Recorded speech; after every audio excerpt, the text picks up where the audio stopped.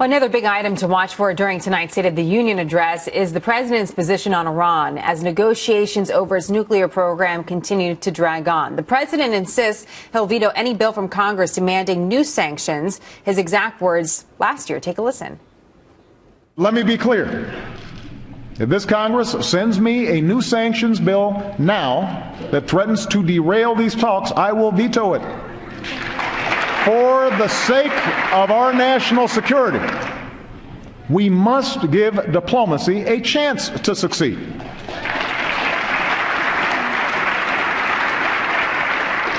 If Iran's leaders do not seize this opportunity, then I will be the first to call for more sanctions and stand ready to exercise all options to make sure Iran does not build a nuclear weapon.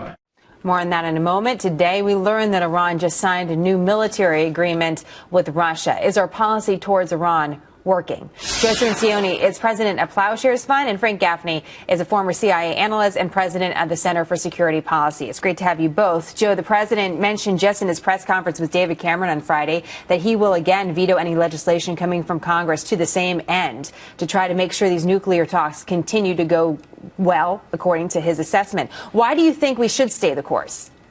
Well, as the UK Prime Minister Cameron said, remember, he's the head of the Conservative Party in Great Britain, give these talks a chance to succeed. We are very close to a final deal. We've been talking for almost a year. The talks have frozen Iran's program. They've rolled it back in certain important aspects. Iran is further away from a bomb now than they were 2 years ago. We're very close to clinching a deal that would permanently stop Iran from getting a bomb, that would roll the program back a little further.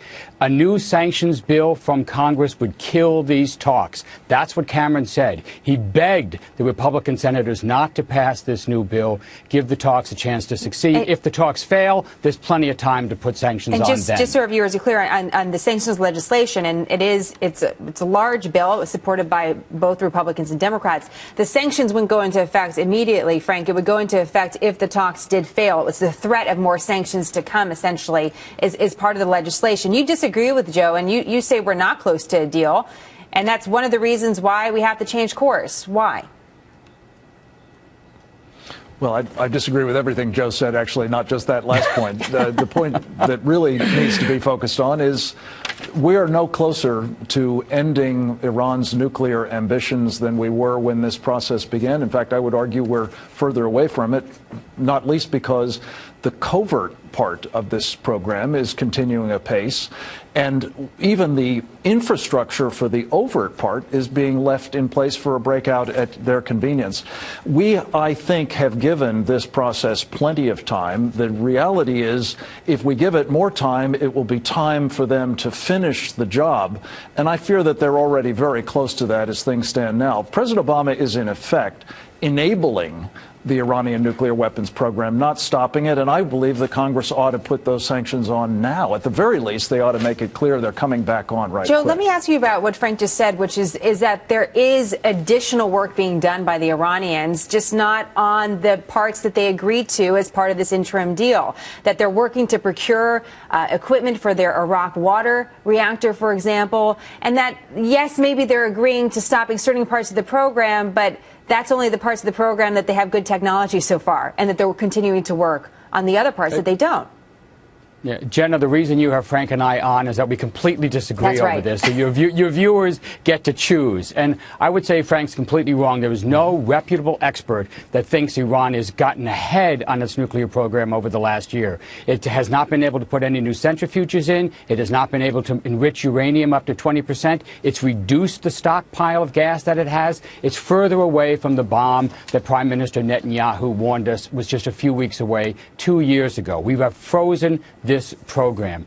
The trick is to lock it down permanently, to put Iran's program in an iron box and a camera on it so we can be sure they're not cheating on it. The deadline is March. Just give us 2 more months. But we've had so many deadlines, Joe. Let me ask you about that. I mean, there has been a series of deadlines. They've continued to move. So, I mean, what really will make this any different?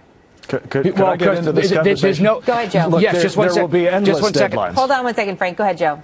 Just 1 second, Frank. The deadline doesn't hurt us. The program remains frozen while we keep talking. Okay. But the sense is that at March, this is really it. We don't want to extend the talks Let me just anymore. give you the last thought on this. You can respond to what Joe has to say, but I want to add something else in, which is that last year during the State of the Union, oil prices were hovering around $100 a barrel.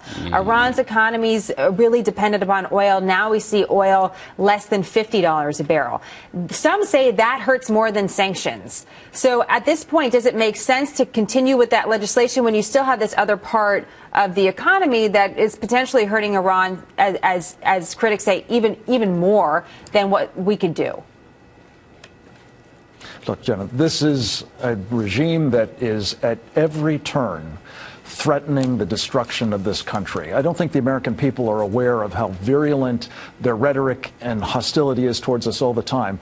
We should be using both sanctions and the collapse of the oil price to squeeze these guys and stop this covert program. Joe didn't even address it. There is ample evidence that there are activities underway that are not being disclosed and that actually contribute to the very problem Joe says we don't have, that it's a frozen program, that they're not producing more uranium, that they're not enriching more highly. We don't know. Joe doesn't know. The International Atomic Energy Agency doesn't know because they're being frozen out from inspections that they're supposed to be doing right now, and that's before there's even a deal. Imagine how impossible it is going to be to put this in a box and have a camera on it that means anything later. I would like to have a live shot of that, by the way, if we could. If there's a camera on that box, I really would like a live picture for Fox News viewers. Frank and Joe, it's great to have you both. Yes, you're both good at these debates, and we'll look forward to what the president has to say. We're going to run to some breaking news. Thank you so much.